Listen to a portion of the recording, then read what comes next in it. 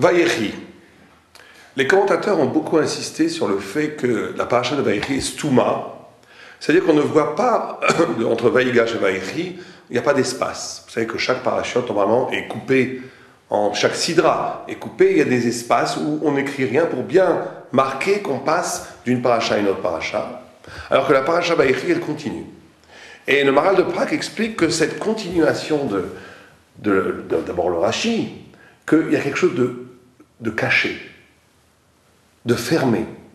La paracha donne le signe d'une fermeture, et le Maharal de Prague amplifie cette fermeture en disant qu'on ne voit même pas le signe de la fermeture. Et ça a l'air de rien, mais en réalité, en une phrase, le Maharal de Prague nous dévoile l'essence même de ce que s'appelle la galoute. Rashi dit que si Vayechi est fermé, c'est parce que c'est le début de l'exil, de la galoute. Yaakov, les 70 âmes d'Israël sont descendues en Égypte. On est parti pour 210 ans d'exil en Égypte. Et le Maharal de Prague nous précise que c'est justement parce que cette galoute n'est pas visible dans sa gestation, au début, qu'elle est terrible. Et vous savez que ça, c'est un principe de vie que nous, on doit apprendre. Je vais vous donner des exemples par rapport historiques. En 1936, Léon Blum est élu président du Conseil. Donc un juif devient comme l'équivalent du président de la République en France. 5 ans plus tard, les juifs sont interdits d'enseigner dans les écoles françaises. Toutes les lois antisémites passent en France. On ne voyait pas, en 1936, on avait l'impression que le juif était accepté dans la société française, occidentale, et qu'il était inimaginable que dans quelques mois plus tard, les juifs allaient être interdits de rentrer dans des cafés, de rentrer dans des restaurants, à être des reclus de la société. Et donc, il faut bien comprendre que le début de la galoute s'élabore en pleine lumière. C'est quand tout a l'air d'aller formidablement bien qu'il faut se méfier. Qu'il faut se méfier, où à ce moment-là peut arriver d'extraordinaires fermetures et des choses terribles.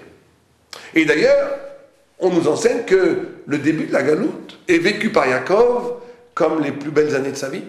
On dit que les années qu'il a vécues en Égypte sont des années magnifiques. Parce que justement, le mal, la fermeture du sens, l'exil du sens, les ténèbres agissent comme ça que quand elles se présentent au début, elles se présentent en pleine lumière, tout a l'air d'aller bien, et c'est à ce moment-là, au contraire, qu'il faut un éveil de vigilance encore plus fort. Et donc, il faut bien comprendre que ce qu'il y a de plus dramatique dans la galoute, c'est le fait qu'on ne voit pas la galoute. Et ça, c'est valable aussi pour nous aujourd'hui. On ne voit pas, et on ne constate pas, et on ne comprend pas à quel point on est en exil, aussi bien du sens que de nous-mêmes, que du véritable lieu et de la véritable vie qu'on devrait vivre. Et le signe de la plus effroyable galoute, du plus effroyable exil, c'est justement de vivre dans le bonheur, dans la trahison de soi-même. De vivre comme si de rien n'était, alors qu'on est en train de vivre un drame effroyable, on ne vit pas à notre place. Et on va essayer de comprendre, toutes les parachutes qui sont devant nous sont les parachutes de l'exil et de la rédemption, de la galoute Mitzrayim, de la sortie d'Égypte et du reçu de la Torah, c'est des parachutes magnifiques qui sont devant nous. Mais au début, tout commence par Vayechi. Alors là, on va essayer de comprendre 2 ou 3 choses. D'abord, vous savez qu'il y a 4 exils qui sont signifiés, Merumaz, dans la Torah, des premiers psukim de la Torah. On nous dit Tohu, Tohu c'est Bavel, Bavel c'est l'exil de la gloire humaine. Bohu, c'est l'exil du corps, on rentre dans la civilisation corporelle de la Perse. Rocher, c'est l'exil de la Grèce, où on est dans l'obscurité du sens. La philosophie et la mathématique ont masqué le sens prophétique. Et Théom, c'est le dernier exil, c'est Édom, c'est l'Occident, c'est ce qu'on vit aujourd'hui. C'est le vertige d'un abîme sans fond. Et Mitzrayim n'est pas signifié. Mitzrayim, qui est pourtant aussi l'exil peut-être le plus important qu'on a vécu de 210 ans, n'est pas du tout signifié Merubaz dans les premiers versets de la Torah. Et on nous explique parce qu'en réalité, Mitzrayim, c'est la racine de tous les autres exils. À partir de Mitzrayim, va se nourrir tous les autres exils. Et c'est même plus que ça. On est en exil proportionnellement combien on n'est pas sorti d'Égypte, on est en Égypte, on est en exil. Le manque d'arrachement à l'Égypte, c'est ça qui permet la possibilité d'un exil. Et donc, on va essayer de comprendre qu'est-ce que c'est que cette galoute et comment on en sort. Et qu'est-ce qui s'est passé dans Vaïchi et pourquoi ça a été fermé. C'est ça qu'on veut comprendre aujourd'hui. Vous savez qu'on a dit, l'esprit de la galoute, c'est de ne pas voir les ténèbres où ils sont et de mettre de la lumière dans les ténèbres. Imaginez quelqu'un qui est dans une cage de barreaux et que les barreaux soient en diamant ou en or. Ben, il est content d'être dans sa cage, il est content d'être dans sa prison, il voit la lumière scintiller des barreaux, il est content. L'essence de la galoute, c'est de donner du crédit, de trouver beau ce qui en soi, en essence, est abominable. Et c'est ce qui se passe aujourd'hui. On donne de l'esthétique au znout, à l'insolence, à la force, aux politiques, au pouvoir, à toutes sortes de choses qui pour la Torah sont maous, dégoûtants. Et c'est ça l'exil. L'essence même de l'exil, c'est d'organiser une société, une idéologie, une pensée qui va donner de la beauté à des choses qui sont en vérité en essence affreuses. Et la Géoula, c'est exactement le contraire. La Géoula, la libération, la rédemption, c'est la capacité non seulement de voir la lumière, la beauté, la vraie beauté là où elle est, mais d'être capable de voir la beauté même dans les ténèbres. D'être capable de voir la beauté dans la galoute elle-même, de voir que la galoute, que l'exil elle-même est une raison et un des moteurs qui va nous amener à la délivrance. Alors, pour comprendre plus profondément ces concepts, on va convoquer un midrash. Vous savez qu'on dit, Rashi nous dit, que pourquoi est-ce que la paracha Vaïchi Stouma, elle est fermée? Il y a deux raisons. Rashi nous évoque deux raisons. Une première raison, celle qu'on vient d'évoquer, c'est le début de la galoute. On a fermé les yeux, et la galoute, c'est ne plus voir clair. Première raison. Deuxième raison, c'est parce que le Kates, la vision messianique, elle aussi s'est brouillée, s'est fermée. Et tout le monde connaît le fameux midrash qu'on va reconvoquer, où Yaakov Avinu convoque ses 12 enfants pour révéler le Ketz, pour leur révéler la date du Mashiach. Or, justement, le Maral tout de suite nous dit, attention, Yaakov Avinu ne veut pas révéler une date. C'est pas ça. Quand il veut révéler le Mashiach, il ne nous révèle pas le temps, une date précise où le Messie va venir. Yaakov Avinu est capable, avec ses enfants, d'un acte spirituel tel, comme un peu nous, à un niveau infiniment plus bas, quand on vit un Shabbat véritablement. Quand on vit véritablement un Shabbat, on vit une expérience du Me'ein Olam Haba. On s'arrache du monde. On est proche de l'éternité. Mais d'une façon infiniment plus forte, Yaakov Avinu, avec ses 12 enfants, est capable de vivre un instant, un moment, qui révèle dans l'être la dimension messianique. Il faut bien comprendre que la notion du Kates, la notion du messianisme, du Mashiach, elle fait intégralement partie de l'identité juive. Chaque juif vit avec cette dimension qui est en lui du messianisme. Un juif qui n'espérerait plus, c'est pour ça que les juifs ont toujours été des grands révolutionnaires. Parce qu'ils n'ont jamais admis le monde fatalement comme il est maintenant. Parce que les juifs n'ont jamais accepté la finitude du monde. Parce que les juifs ont compris que ce que nous proposait la culture, l'idéologie, le politique, n'était pas suffisant pour contenter l'âme humaine. Et même les juifs les plus laïcs, les communistes, les bolcheviks, il y avait énormément de juifs parce qu'ils cherchaient dans la Révolution l'irruption messianique d'un monde plus grand que la petitesse du monde dans lequel ils vivaient. Et donc, cette notion de messianisme, de Kates, c'est ce qui peut être défini le plus profondément l'âme juive. Et donc, Yaakov Avinu dit, il a une tradition, si on est véritablement ensemble, si Am Israël vit véritablement ensemble un instant, le visage messianique apparaît. Il suffirait que les Juifs soient un instant, que le peuple d'Israël soit un instant ensemble, véritablement ensemble, et qu'ils laissent apparaître leur profonde unité, pour qu'apparaisse au cœur même de cette unité le visage messianique, ça veut dire la dimension messianique dans le monde. Et donc Jacob dit, on va vivre cette expérience ensemble, on va faire apparaître ensemble la notion messianique. C'est plus que ça. Vous savez que Echad est composé du mot Ach, qui est fraternité, Ach, unité, et Dalet, qui est l'éclatement. Echad, c'est pas l'un. Echad, c'est la capacité d'unir le divers, de donner un sens un à tout ce qui paraît méfouzal, tout ce qui paraît cassé. Et donc l'histoire se passe comme ça.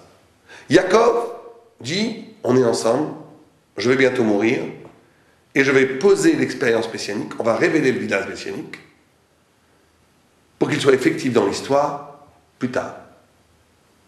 Et au moment, et la Shrina va se révéler, et on va vivre un moment messianique ensemble. Et rien ne se passe.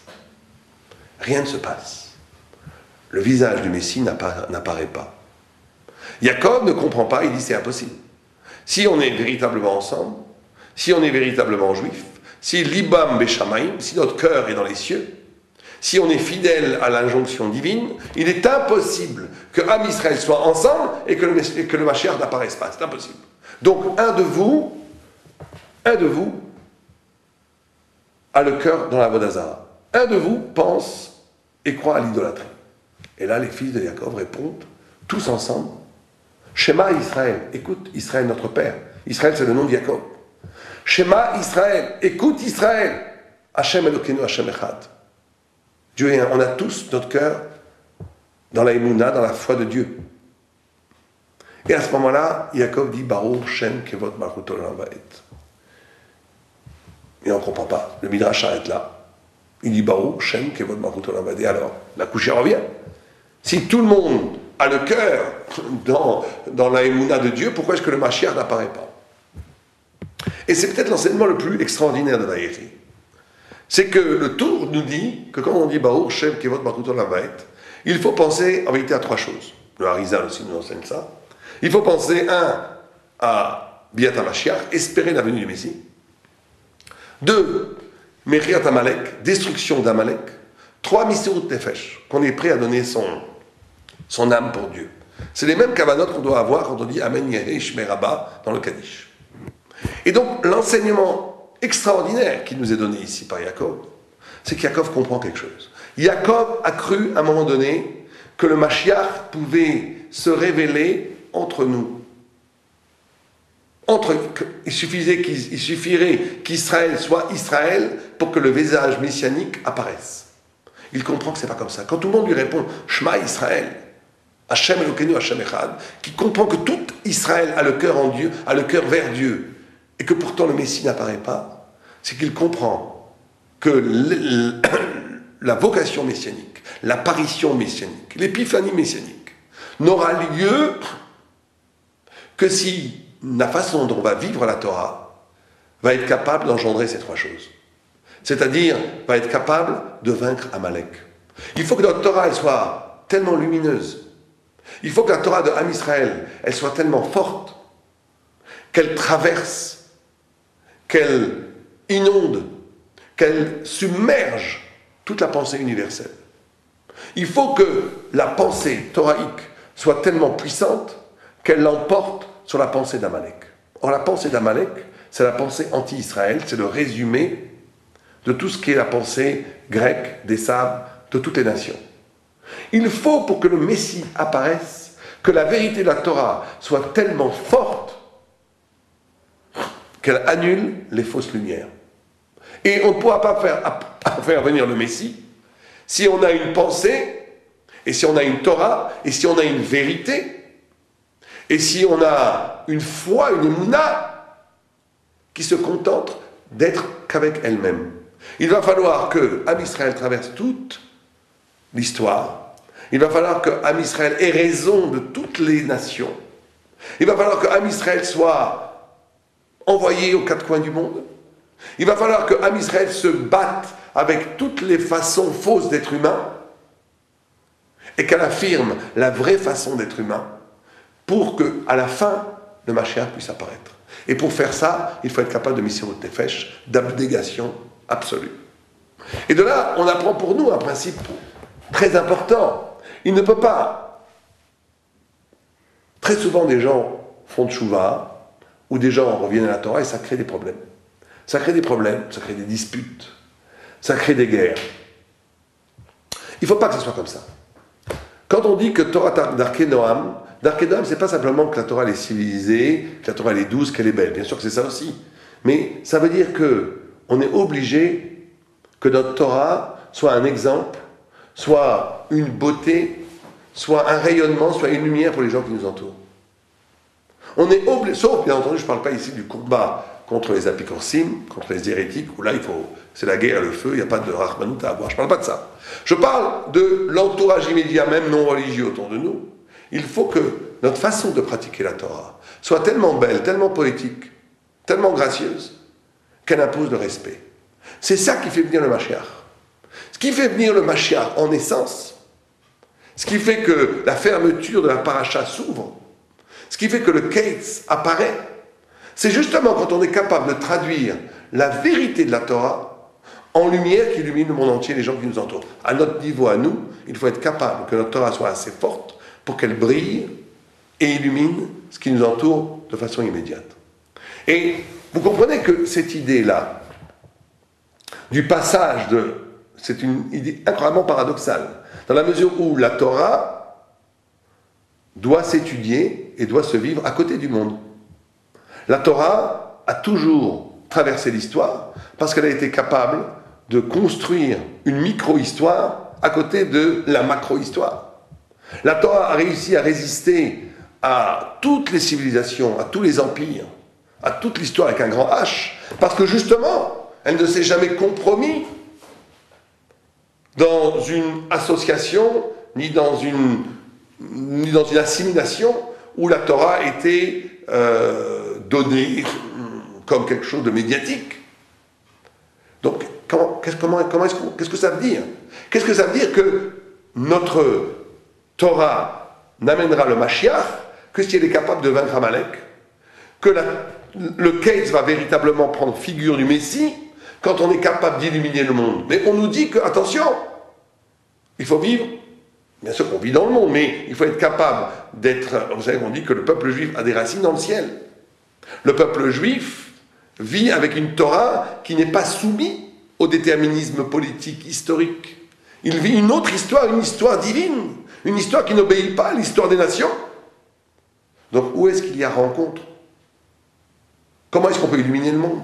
Comment ça se passe? Et là, c'est la grande erreur qu'il ne faut pas faire.